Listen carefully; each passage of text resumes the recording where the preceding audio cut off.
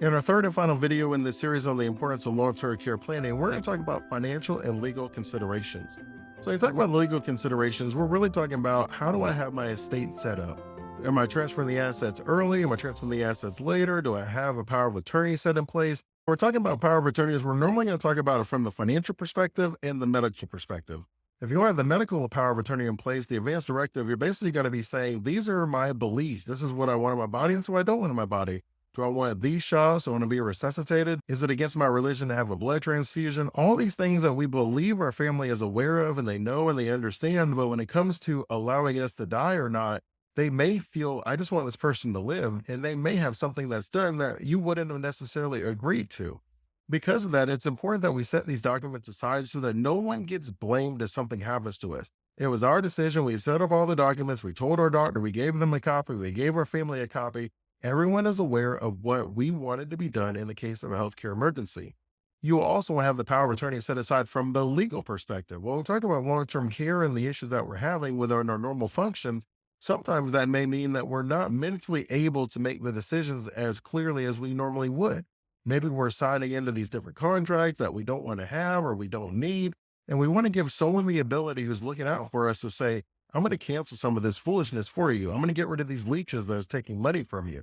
Or you want to have someone that can represent you, pay your bills, or go to your accounts, set the different documents aside. Now, it's important to know when we're talking about a power of attorney, that is a document that can only be used while we are still alive. I only say that because I see it happen all the time where when someone passes, people are walking around using the power of attorney to move accounts and to pay bills and funeral costs and different things. But that's not how a power of attorney works. The person is alive and they have allowed us to make decisions on their behalf. Once the person is passed, there are no more decisions that you can make on someone's behalf. The person isn't here anymore. And so when it comes to decisions you want to be made after your passing, that's when you talk about having your wills and your trust. Both of these documents are designed for if something happens to you, then they have different functions that they can use. I'll make another video where I go over some of the trusts and some of the features inside of them when you're deciding what makes the most sense for you. And I also have this guided trust quiz that I use with my clients to give them the information to help them to be able to say, okay, this makes sense. I understand why you chose that trust tray. I'll share that with you as well in that future video. But when you have a will in place, we're just outlining how you want all your assets to be distributed. Do you want everything to go to your dog? Do you want it to go to your loved ones? Who do you want it to go to? The trust gives you the extra layer where you can add some more instructions where maybe you're worried where there's that one beneficiary that doesn't seem to make the best financial decisions. So you can design a trust where the trust only gives them access to a certain amount of money and then they can't spend any more than that. You can also design your trust to say they only get the money if they do certain things, whether they go to college or join the military or they get married, they start a business or they get a job or whatever it is that you ask of them, they have to do those things to be able to access the money in the trust. The trust is also nice if you have multiple kids and all of your kids don't want the same thing. So for example, if you had a business and two of the kids wanted to sell it and one of the kids wanted to keep the business, if you put the business inside of the trust, what will happen is the income from the business will be paid out to the two children who don't want the business. And then once those two children have been paid their portion of the business, the third child who wants to keep the business is then able to get the entire business out. The other two are whole. They have the amount that they would have received if the business was sold. And the child who wanted to keep the business gets to keep it. So a trust gives you that flexibility as well. You can also use it with a house. You can use that really with a variety of things where it just gives you this ability to kind of split something up that you really can't split up. Your will is just designed for you really to divvy out your assets. Your trust gives you that extra layer of control and sometimes gives you an extra layer of privacy where your will is kind of in public court. So you can technically look it up and see how anything's been divvied out. But if you have a trust, that can be handled privately. If everything's inside of the trust, nobody really knows who got what. It's just given to them. And they don't actually get to know everything that's in the trust unless you want to design that way for them to be able to know. Our final financial and legal consideration has to do with Medicaid planning. So I have the other video where I went over what the Medicaid requirements are from the financial to how much you can make and the different assets that you can have. Well, how do I go about doing that? Because I don't have long-term care insurance. I didn't necessarily save enough to be able to fund it. So I'm going to be trying to use the Medicaid long-term care provisions. Well, I know that I have to have a certain amount of income and I can't have certain assets. So what do I do with it? Do I just spend all my money down? What do I do with my assets? Do I just sell everything? Because if I sell everything, then that's probably going to increase the money I have. And that's why if your plan is to use Medicaid, why Medicaid planning is so important. So the first thing that you want to do is you want to be able to transfer your assets. And because Florida Medicaid requires you to have less than $2,000 worth of assets, you have to be transferring these assets. Maybe you transfer your house into a trust, maybe transfer the house to your child. Maybe you sell it, maybe you move the assets into a trust, an irrevocable trust, which means you don't have the ability to control it anymore.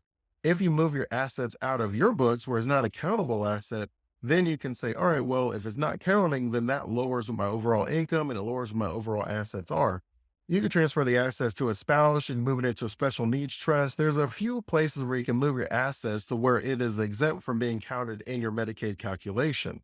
Now, there is a Medicaid look back period, which is normally about 5 years, which again, you can see the importance of having the plan in place early on because you can already start transferring these assets early if that's what your plan is. If your plan is to transfer the assets to your loved ones and then you can use Medicaid for long term care, well, that's about a 5 year plan that you have to have enacted. Otherwise, the federal government is going to count it on your books. And so it's still going to have you disqualified for Medicaid because you still will make too much money. Now, when it comes to moving your assets into an irrevocable trust, there are some trusts such as the Medicaid Asset Protection Trust, which allows you to move your assets, but still retain some of the benefits, not all of the benefits, but some of the benefits to where it's not counting towards your Medicaid eligibility, but you're still able to receive some of the benefits of those assets that you put inside of your irrevocable trust. And the third strategy has to do with your homestead exemption. If it's your primary residence, there's many states where there's a certain amount of money. So in Florida, it's about $50,000 that doesn't count towards the value of your asset when you're paying your taxes. As long as it's your primary residence, you then have that homestead exemption. Sometimes the homestead exemption can also be used to exempt some of your calculation when it comes to your Medicaid eligibility. Another form of Medicaid planning has to do with Medicaid compliant annuities. So let's say you sold your house where in your mind, you're like, I have to start lowering my assets. I have to start getting rid of some of these. So you sold your house, let's say you sold it for $200,000. Well, now you have $200,000 on your books. So you're still making too much money.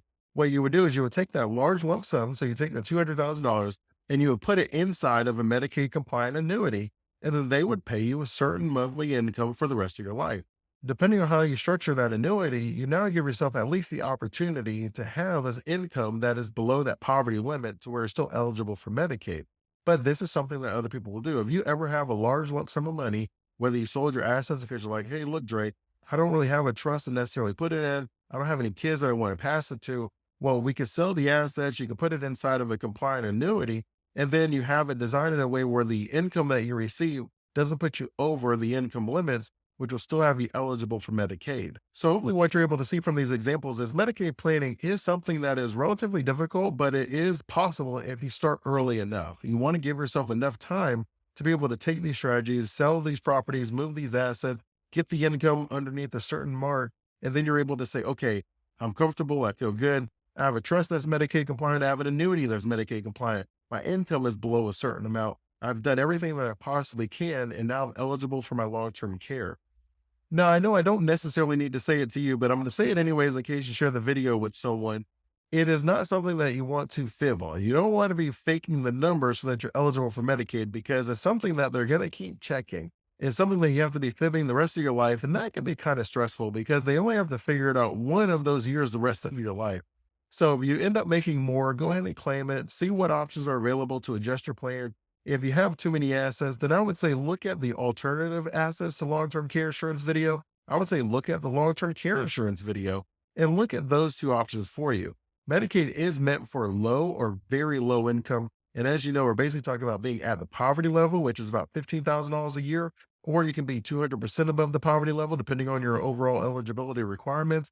And that is only $30,000 a year. And with the average Social Security check being $1,800 a month, that's already putting most people at $21,000 a year.